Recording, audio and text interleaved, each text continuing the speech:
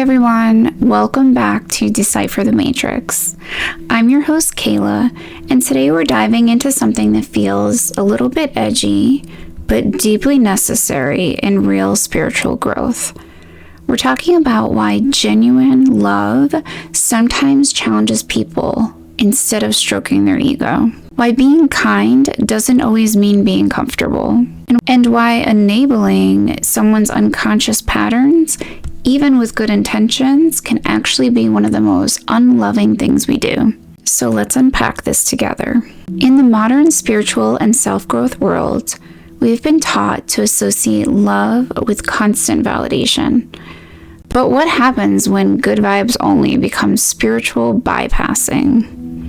When positivity turns into a mask for fear of being rejected, disliked, or misunderstood. I've seen this pattern so many times in myself, clients I've worked with, in the collective. We've become addicted to harmony, even when the harmony is built on suppression. We choose peace externally, while chaos can brew internally. But here's the truth. If love is real, it can hold discomfort. If connection is authentic, it can hold tension. Sometimes the most spiritual thing we can do isn't to make someone feel good.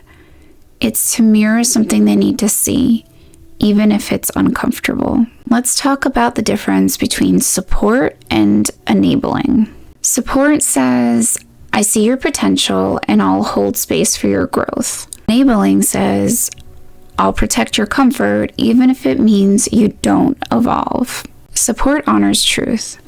Enabling protects illusion. And this distinction is everything, especially for healers, empaths, therapists, or anyone in a helping role. Because we often carry the wound of, if I challenge you, you will leave. So we can end up tiptoeing around the truth, sugarcoating reality, or over-validating behaviors that actually need accountability. But when we do that, when we over-comfort people, we are stuck in ego loops. We unconsciously reinforce the very patterns they came to heal. And that's not love. That's fear disguised as compassion. Let's zoom in on what's really happening energetically. The ego thrives on being right, liked, and seen as good. It resists anything that threatens its identity, even if that identity is rooted in pain or victimhood. So when we challenge someone, lovingly, consciously, their ego feels attacked. They might project, defend, or shut down.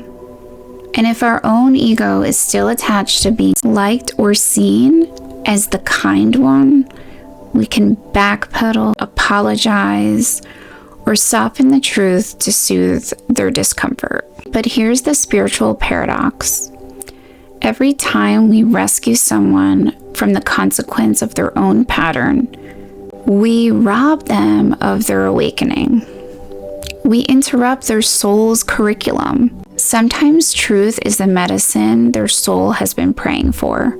It just doesn't taste very sweet at first. So let's break this down to the heart level. To challenge someone consciously doesn't mean to criticize or shame them. It means to hold them accountable with love. It's saying, I love you enough to tell you the truth, even if that makes you uncomfortable, even if you don't like me for it right now. That's what boundaries really are. Love with structure. They say, I honor you, but I will not enable your self-betrayal or participate in mine. This is especially vital in relationships, whether they're romantic, friendships, family, or clients. When we set boundaries or reflect truth, we teach people that love doesn't mean compliance. It means honesty, it means respect, it means evolution. And I'll be real with you, not everyone can meet you there.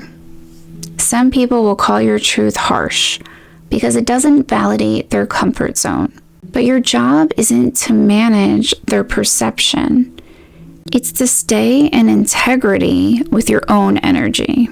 I remember a time when I used to equate being spiritual with being endlessly patient, endlessly compassionate, endlessly understanding. But what I didn't see was that my compassion was often me abandoning myself. I was afraid of being the bad guy, afraid of being misunderstood. And over time, that pattern drained me because my energy was constantly going toward managing how others felt instead of honoring what was true to me. Now when I feel that urge to over-explain or smooth things over, I pause and ask, am I speaking from love or am I trying to be liked? Because those two are not the same. Love tells the truth. Ego seeks approval. And if the truth triggers someone, it's not our job to manage that trigger. It's their opportunity to heal. Collectively, we're shifting out of a paradigm of codependent spirituality, where we rescue, enable, and over-empathize with others, into a new paradigm of conscious accountability now. And this is what I would call embodied light work. It's not about being endlessly nice. It's about being real, awake, and heart-centered. When we challenge people with love, we activate the mirror of consciousness. We say, I see your divinity and trust you enough to handle the truth. That's what real empowerment looks like. So if this resonated with you today, here's a reflection you can journal on this week. You can ask yourself this prompt: where in my life am I choosing comfort over truth? Who am I protecting from their awakening because I'm afraid to be seen as the bad guy? And what would love say? Not fear, not ego, but love. Because when you tune into that voice, it'll never shame, but it'll always call you higher. So as we close today, remember this: true love doesn't always feel like a warm hug. Sometimes it feels like a mirror, a boundary, or even a wake-up call.